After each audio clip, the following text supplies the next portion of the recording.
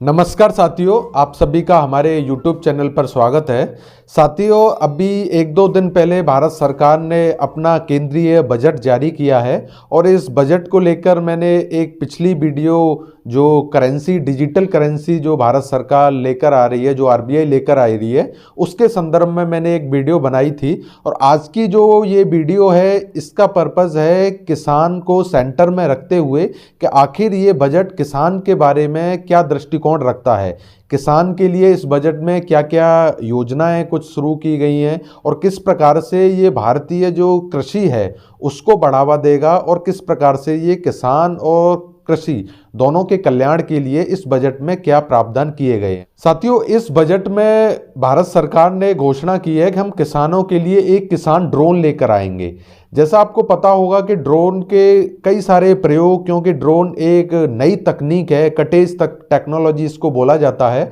और कई फील्डों में सिक्योरिटी के पर्पज से, और आजकल आप देखते होंगे शादी विवाह में भी जो फोटो आदि खींचने के लिए जो ऊपर ड्रोन घूमता रहता है, उससे वीडियो रिकॉर्डिंग आदि ये सारी चीज़ें की जाती हैं। लेकिन अब भारत सरकार ने फैसला लिया है कि जो किसान ड्रोन है उसके जरिए हम किसान की जो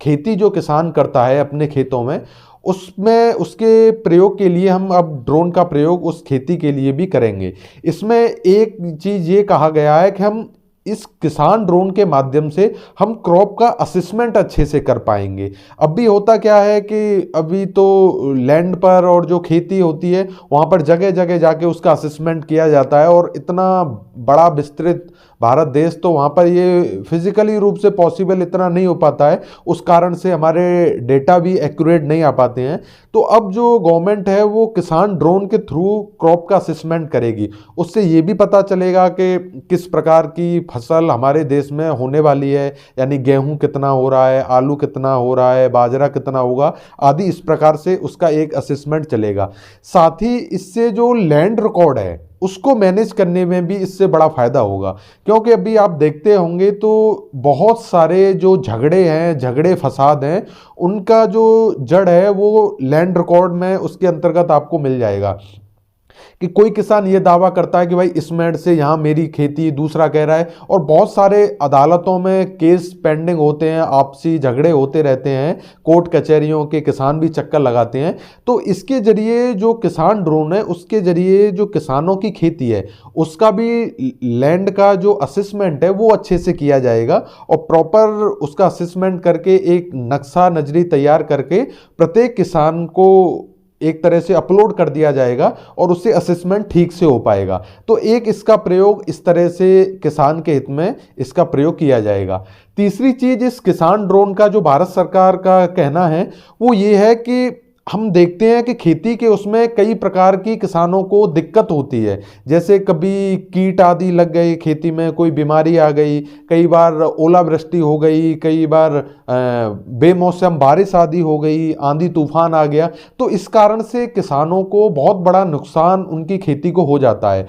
और फिर उनको जो मुआवजा मिलना चाहिए वहाँ मुआवजा लेने में कई बार हमने देखा है काफ़ी भ्रष्टाचार के मामले आते हैं और सही से असेसमेंट नहीं हो पाता है कि किस किसान की खेती को कितना नुकसान हुआ। तो अब जो ये किसान ड्रोन होगा वो इस समस्या का भी अच्छे से समाधान कर पाएगा, और ऐसी अगर कोई प्राकृतिक बीमारी आदि खेती में लग रही है या फिर किसी प्रकार की खेती में कोई दिक्कत है तो उसका एक असेसमेंट करके किसानों को उसका मुआवजा दिया जा सकेगा। और इसका फायदा एक इंश्योरेंस में भी रहेगा, क्योंकि क्रॉप का इंश्योरेंस भी होता है, जैसे प्रधानमंत्री फसल बीमा योजना है, तो उसका जैसे इंश्योरेंस रहता है तो वो भी ठीक से किसानों को उनके खाते में उसका ट्रांसफर मिल सकेगा, और असेसमेंट में आसानी होगी और उसमें गति भी तीव्र होगी। कई बार होता यह है कि किसान की फसल बर्बाद हो गई और महीने 2 महीने तक उसका असेसमेंट ही चल रहा है, और तब जाके किसानों को थोड़ा बहुत पैसा मिल पाता है। तो इससे स्पीड भी फास्ट होगी, क्योंकि तकनीक के ड्रोन के माध्यम से, जो किसान ड्रोन है उसके माध्यम से सारा असेसमेंट जल्दी हो जाएगा, और किसानों को जितना उसकी फसल का नुकसान हुआ है उसके एवज में उसको मुआवजा भी ठीक से मिल पाएगा। साथियों, इसी में आपने देखा होगा कि भारत सरकार ने जो 2022-23 का जो फाइनेंशियल ईयर है तो इसको मोटे अनाज का वर्ष भी घोषित किया गया है। भारत सरकार के अपने बजटों में अक्सर ये करती रहती है कि कौन सा वर्ष को किस प्रॉपर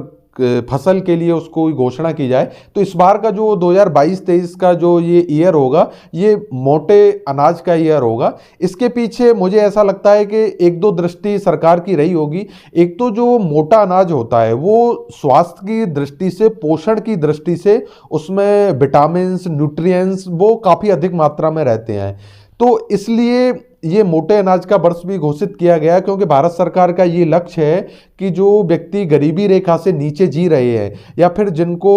खाना ठीक से नहीं मिल पाता या इनके पास इतनी सुविधाएं नहीं है, तो जो मोटे अनाज का वर्ष होगा तो उसमें किसानों को कुछ इंसेंटिव दिया जाएगा, तो वो इसकी पैदावार भी बढ़ाएंगे और फिर अलग अलग माध्यम से भारत सरकार लोगों तक ये मोटे अनाज को भी पहुंचाने का प्रयास करेगी, जिस कारण से लोगों का हेल्थ भी सही रहे। मोटे अनाज स्वास्थ्य की दृष्टि से काफ़ी अच्छा रहता है और उसके साथ साथ किसानों को भी फायदा होगा, क्योंकि मोटा अनाज जब पैदा करते हैं तो वो एक तरह से लैंड के लिए उर्वरक की दृष्टि से भी अच्छा रहता है। तो इन दोनों दृष्टियों को देखते हुए ये जो फैसला किया गया है 2022-23 का जो वर्ष, तो इसको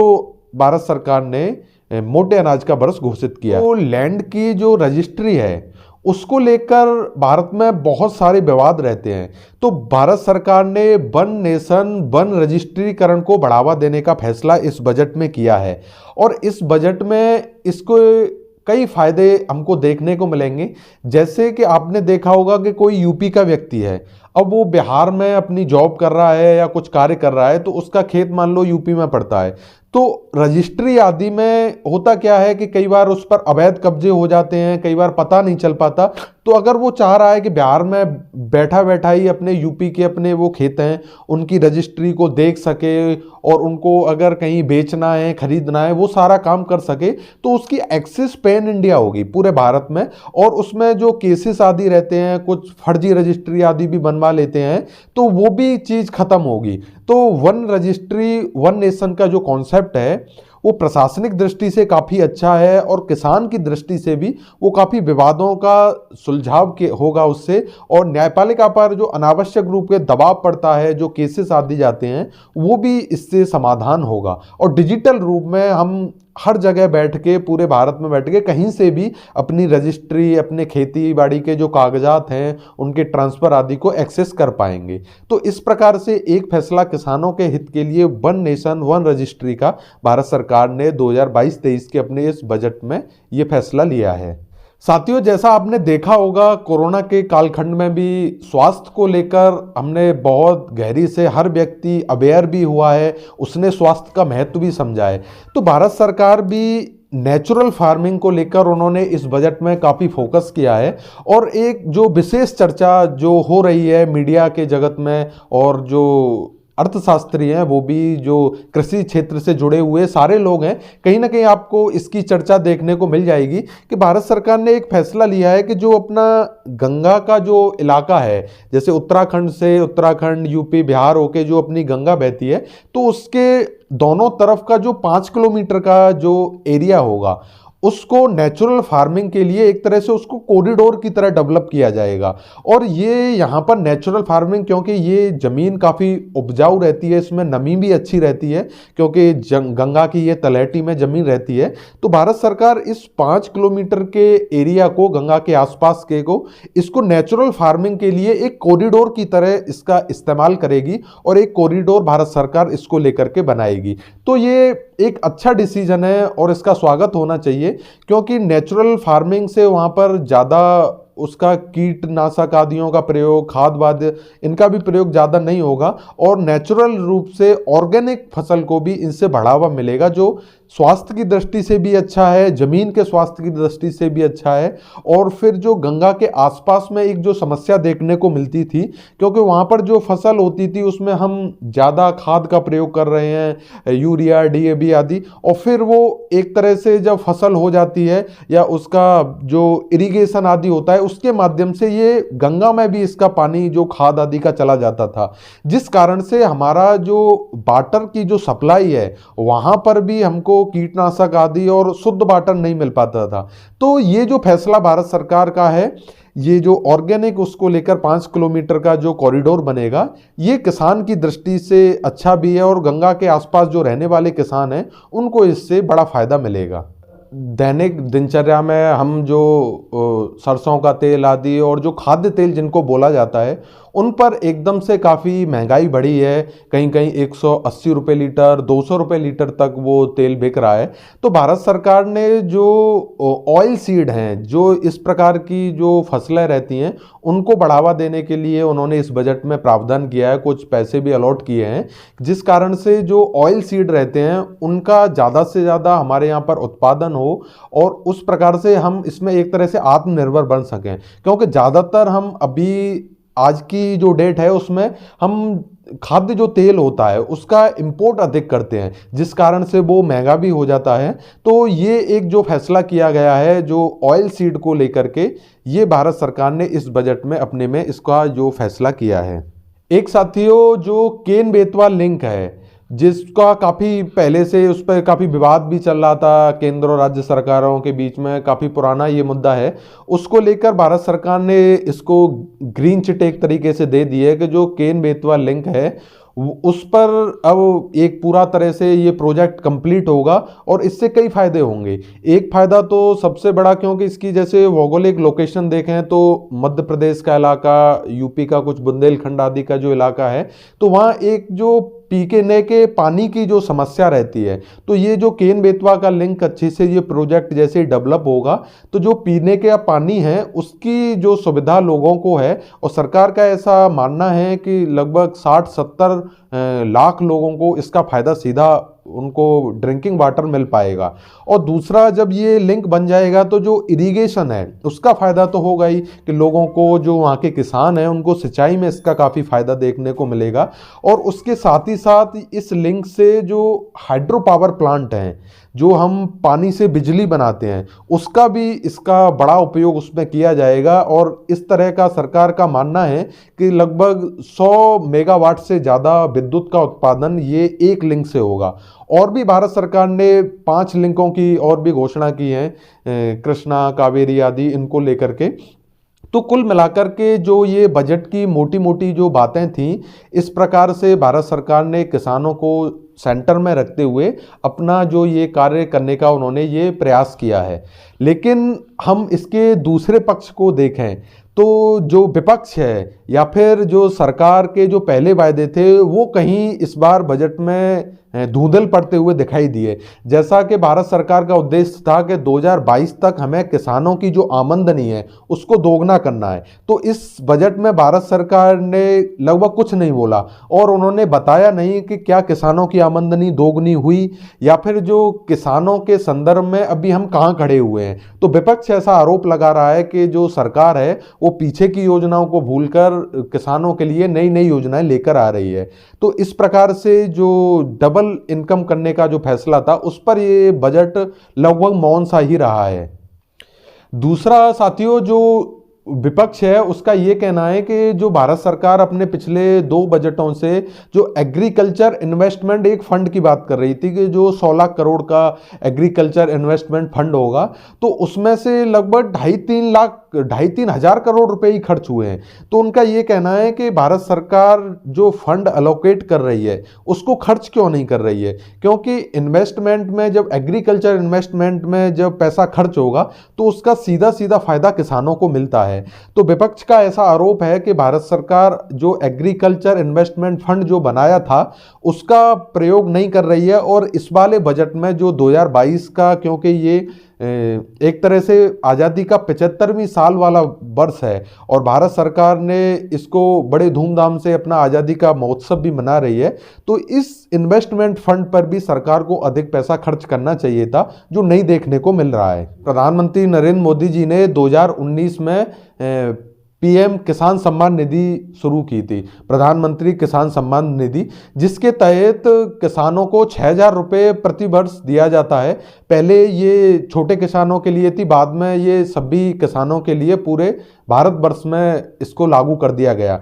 तो इस जो बजट जो आया है 2022-23 का, उसमें ऐसा कहा जा रहा है, जो विपक्ष है और जो किसान नेता हैं उनके द्वारा ये तर्क रखा जा रहा है कि जो 6,000 किसान निधि थी, सरकार को इसको बढ़ाना चाहिए था, क्योंकि महंगाई बार बार बढ़ रही है, किसानों को उनकी फसल का भी उचित मूल्य नहीं मिल पा रहा है। तो सरकार जिस प्रकार से वेतन आयोग आदियों को बढ़ावा देती है, तो सरकार को इस कम से कम किसान सम्मान निधि में भी 1,000-2,000 रुपए कम से कम बढ़ाना चाहिए था। तो इसको लेकर के बजट कुछ नहीं कहता है। हालांकि जो पहला 6,000 रुपए था वो चलता रहेगा, लेकिन जो किसान नेता हैं उनकी ये डिमांड थी कि इसमें पैसा कुछ और बढ़ाया जाए, जिससे किसान आर्थिक रूप से मजबूत हो और उसके हाथ में कुछ पैसा है, जिससे उसकी परचेजिंग पावर बढ़े और जो खेती के जो उसके खर्च हैं थोड़ा बहुत वो उसको भी इससे मेंटेन कर सके। साथियों, जैसा आपने देखा होगा कि किसान जो अपने खेत में जो खेती करते हैं उनको कई बार प्राकृतिक जो घटनाएं होती हैं या प्राकृतिक रूप से जो नहीं घटित होना चाहिए, जैसे बेमौसम बारिश आदि, ओलावृष्टि, इन सब के कारण किसानों की फसल बर्बाद हो जाती है। इसी को ध्यान में रखते हुए प्रधानमंत्री फसल बीमा योजना भारत सरकार की तरफ से उसका शुभारंभ किया गया था। लेकिन जो किसान नेता हैं उनका ऐसा कहना है कि ये वाला जो बजट है वो प्रधानमंत्री फसल बीमा योजना पर पूरी तरह से मौन है। न तो ये बताया गया कि इस योजना के अभी लाभार्थी कितने हैं, और उनका तो यहाँ तक कहना है कि प्रधानमंत्री फसल बीमा योजना है उसमें लाभार्थियों की संख्या पहले से घटी है, यानी कि किसान उसमें अपना इंटरेस्ट नहीं दिखा रहे हैं, क्योंकि सरकार का जो असेसमेंट करने का तरीका है वो ठीक नहीं है। वो किसान अपनी इंस्टॉलमेंट तो दे देते हैं, लेकिन जब उनकी फसल बर्बाद होती है तो उनको उसका ठीक से मुआवजा नहीं मिल पाता। तो एक मुद्दा इसको लेकर सरकार को घेरा जा रहा है, इसको लेकर क्रिटिसाइज किया जा रहा है। साथ ही आपने देखा होगा कि भारत का जो रूरल इंडिया है उसमें मनरेगा जो है, जो महात्मा गांधी गारंटी योजना है जो रोजगार के लिए, वो बहुत बड़े लोगों पर, जो बेरोजगार व्यक्ति हैं और जो ग्रामीण पृष्ठभूमि में रहते हैं, उनके लिए वो एक तरह से रोजगार का कार्य करता है और उन व्यक्तियों के परिवार संचालन में इसकी बहुत बड़ी भूमिका है। तो जो विपक्ष के लोग हैं उनका ये कहना है कि जो भारत सरकार है वो इस मनरेगा में उसने पहले की अपेक्षा कटौती की है। पिछली साल भारत सरकार ने 93,000 करोड़ रुपए इसके लिए अलॉट किया था और इस बार 73 वो घट के रह गया है। तो कुल मिलाकर जो मनरेगा में अगर पैसे का कटौती की जाएगी तो जाहिर सी बात है उससे लोग जो अनएम्प्लॉयमेंट हैं उसको मनरेगा के दिन भी घटेंगे तो उनके हाथ में पैसा कम आएगा। वैसे ही कोरोना के कालखंड में कई लोगों की, बहुत सारे लोगों की नौकरियां चली गई और वो लोग आर्थिक रूप से कमज़ोर हुए हैं। तो इसको लेकर भारत सरकार को सोचना चाहिए और ये जो फैसला मनरेगा को लेकर किया गया है उसको किसान विरोधी और जो ग्रामीण अर्थव्यवस्था है उसको कमज़ोर करने का फैसला विपक्ष और किसान नेताओं की तरफ से कहा जा रहा है। तो कुल मिलाकर इस बजट को अगर देखना चाहें और इस पर एक फाइनल कमेंट के रूप में कहें तो भारत सरकार ने कई फैसले इसमें दूरदृष्टि को देखते हुए अच्छे फैसले भी लिए हैं, क्योंकि किसान की जिस तरह से आगे की जो गतिविधि रहनी है, जैसे किसान ड्रोन का फैसला लिया गया और भी किसान यूनिवर्सिटी बनाने का फैसला लिया गया, जो मोटे अनाज को लेकर, पोषण को लेकर फैसला लिया गया, एमएसपी को लेकर भी कुछ फैसले लिए गए। लेकिन साथ ही साथ जो पहले सरकार के जो लक्ष्य थे जो 2022 में पूरा होना था, आज़ादी के महोत्सव तक हमको जो 75 वर्ष भारत पूरा कर रहा है उस तक जो किसानों की आमदनी दोगुनी होनी थी, जो किसानों को उनकी फसल का उचित मूल्य मिलना चाहिए था, जो किसानों को आर्थिक रूप से जितना संपन्न होना चाहिए था, उसको देखते हुए अभी ऐसा लग रहा है कि किसानों का हित है वो पूरी तरह से पूरा नहीं हो पा रहा है और किसानों को दृष्टि में रखते हुए हमें और कठोर निर्णय लेने पड़ेंगे किसान के उत्थान के लिए, क्योंकि जब किसान मजबूत रहेगा तभी राष्ट्र की जो आधारभूत संरचना है, जो ग्रामीण अर्थव्यवस्था है और जो 50% जो हमारी एक तरह से आबादी जो कृषि पर निर्भर है वो तभी मजबूत रहेगी। तो जो ये बजट आया है 2022-23 का वो किसान की दृष्टि से एक तरह से बैलेंस कह सकते हैं। कुछ इसके सकारात्मक भी दृष्टि हैं तो कुछ इसके नकारात्मक पहलू भी हैं, तो दोनों इसमें शामिल हैं। तो इसी प्रकार से आज की जो हमारी चर्चा थी उसका मकसद यही था कि इसके दोनों पहलुओं से किसानों को और जो जागरूक समाज है उसको इससे अवगत कराया जाए। और हमारा वीडियो सुनने के लिए आपका बहुत बहुत धन्यवाद। नमस्कार।